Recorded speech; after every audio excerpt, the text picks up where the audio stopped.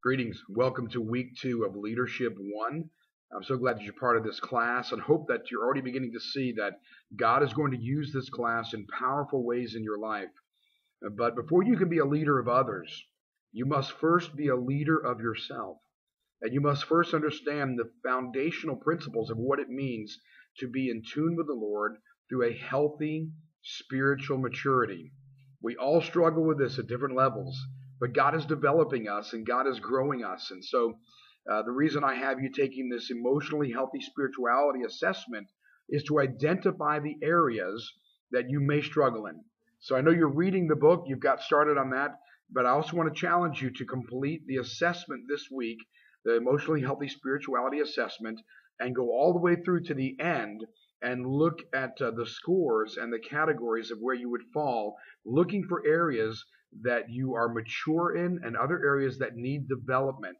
This is not for a grade, particularly for me to look at you and say that you're mature or immature. This process is laying the foundation for you to understand the areas that must be addressed in your life before you move on to greater levels of spiritual maturity, and with that, greater levels of spiritual influence. Now, you'll notice in the book as you were reading, the author lays out 10 symptoms of emotionally unhealthy spirituality. And let me just read over those for you and think about this in your own life. And I'll just read through these and maybe I'll make some comments as I go. But the first one is using God to run from God. You're using your spirituality to stay away from this connection with God on a personal level. And I'm not saying that you're doing this, but some people do this. It could be a mark of an unhealthy spirituality. And so God has become a God of convenience, or he's become the God that we've created in our mind instead of the God who he truly really is. The next one is ignoring the emotions of anger, sadness, and fear. And this can be very detrimental because ignoring these emotions can lead to other greater issues, and truly healthy spirituality addresses these issues and deals with them appropriately. Dying to the wrong things, and you can read in the comments in the book about that. Denying the past's impact on the present. Dividing our lives into secular and sacred components. Can I just tell you, there is no such difference between secular and sacred. It's all sacred. Our lives belong to the Lord, and every part of them should be lived to his honor and his glory. I'm not one person on Sunday and another person on Monday. I don't have certain friends that I run with that dictate how I respond and act in different ways. I have one mode of operation, and that is to bring honor and glory to Jesus Christ. And so we can't divide our life. And if you are, that's a sign of an unhealthy spirituality. In other words, spirituality has become something that is not a complete, holistic approach. It's more of a compartmentalized thing that you use for convenience. And then doing for God instead of being with God. This is a trap that spiritual leaders often fall into because we often feel like we're so busy for God, and certainly he'll understand that we don't have time to be with him as long as we're doing things for him, and that's a misnomer, and we need to make sure that our time with God is of utmost importance, and the things that we do for God are an expression of the overflow of our time with God. And then spiritualizing away conflict and saying, well, those people are just mean and they're evil and they're of the devil, but never analyzing why the conflict came and if there's some way that we can address it and what we can learn from it. Every criticism that comes in your life probably has an element of truth. And while someone may be attacking you to hurt you, you can analyze that, look for the truth, the grain of truth that's in there to help you be a better person. And then covering our brokenness, weakness, and failure. This is where we lose the authenticity in life by trying to hide our weaknesses and by trying to put up a wall and say, I'm really not weak in those areas. And we try really hard in other areas to divert attention and not call attention to our weaknesses. The reality is, it's important for us to just say, you know what, I'm weak. I have weaknesses. There's a great strength in surrendering to those things. And then another one here is living without limits. And this is probably could go without being said, but most people live without limits. Their money, their thoughts, their time, their family, that it's go, go, go, and there's no borders, no margins built into their life. Even a piece of paper has margins on it. Those margins on that paper actually help the reader to read what's there. If the paper had information all the way out to the ends of each border, each side, it'd be very difficult to get our minds around. And the fact is, many people live their lives without a margin for room for other things and no limits. And then judging other people's spiritual journey. If you have a tendency to do this and judge them, assessing whether they're walking with the Lord or not, and overly judge them, I think you've got to be careful about that. Now, I will say, as a spiritual leader, there are times we have to make those judgments. But is it coming from a critical heart that's wanting to put them down, or are you assessing them in order to help them grow? Now, I want to give you a couple other things in this short lecture, but one of the things I want you to understand, as a future leader and as a current leader, everybody leads. We all are leading somebody. There are three things that I can tell you that I think are real important in leadership from a personal standpoint. And these three things I'm going to share with you, actually, the first writing of these particular elements came from a philosopher called Aristotle. You probably heard of Aristotle before. And he would analyze rhetoric and discussion. And there were three things that came out of his observations that many preachers and leaders analyze today, because we view these things as being very important. The three words that I want to share with you are this: ethos, pathos, and logos. Ethos, pathos, and logos. Ethos, really, when we think about ethos, we're talking about the credibility or the competency of an individual.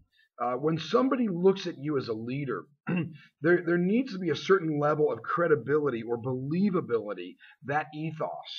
If you get up, and even if you have a lot of great skills and a lot of great passion and you're accurate in what you're doing, but there's not a believability. When someone says, I'm not sure about that person, there's something there. There's a lack of ethos. And that ethos is a very difficult thing to gain, but I believe ethos comes from a direct connection to the Lord. That as a leader, you spend time with God, and there's an authenticity in who you are. And people say, you know what? They may not be the sharpest pencil in the box. They may not be the brightest bulb, but the fact is, I believe in them. I believe that what they're saying is true, and I can believe them. The next element is this word called pathos. And Aristotle and numerous people throughout time have viewed this as the passion or the energy in somebody's life. It's an appeal to emotion. And as a leader, it's a must. Because oftentimes we have our believability, we have our credibility, but then we reach people with our passion for what God is calling us to do. It's a visionary leadership principle that people will follow passion. And then finally, the third word is logos. And this is the Greek word for word. We might say it's logic, or we might say it's accuracy. And so as you're leading, that people believe the things that you are telling them are true. You're believable as an individual. You're passionate about what you're doing in your leadership. And then there's an accuracy in what you're saying. So I want to challenge you with these things as you think about this week's work, as God is beginning to deal with you in areas of your life that maybe you're living with a lack of authenticity.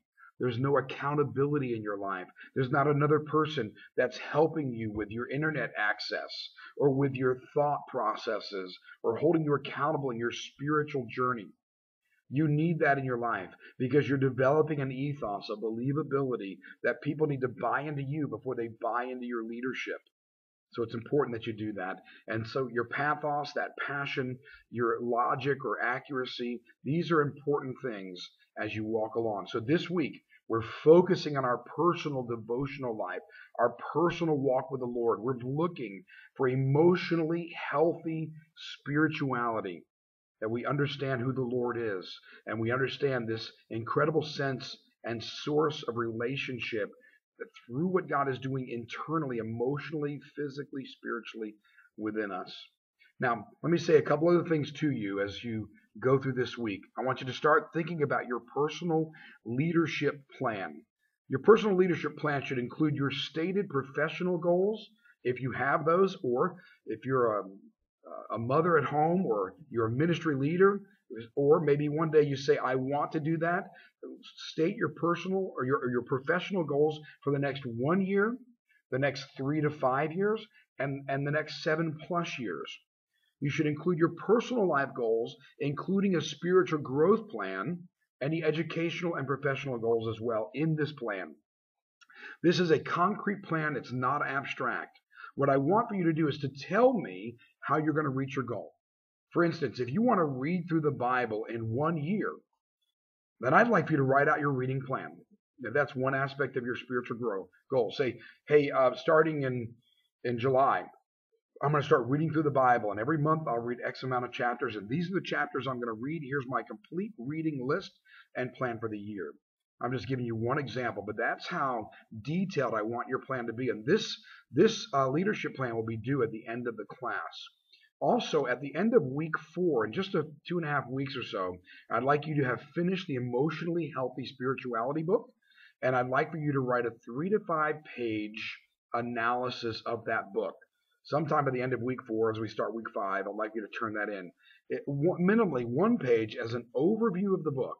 What does it say? Just to give me the big picture of the book. And then minimally 1 page of the strengths and or weaknesses, if there are any in the book, as you saw them. And then minimally 1 page of what you personally learned. Now, I don't want you to go more than 5 pages, so keep it concise. But 1 page on those 3 areas. The overview of the book, strengths and weaknesses, and personal learnings. I want you to be able to write this and glean this, and I hope that you'll enjoy the reading. It was very beneficial for me personally, and I know that it will be for you. I want you to email me, call me if you need to. I'll help you through any information, projects, whatever you're doing in the class. I want you to be a success, and I'm so grateful that you're a part of this. Thank you.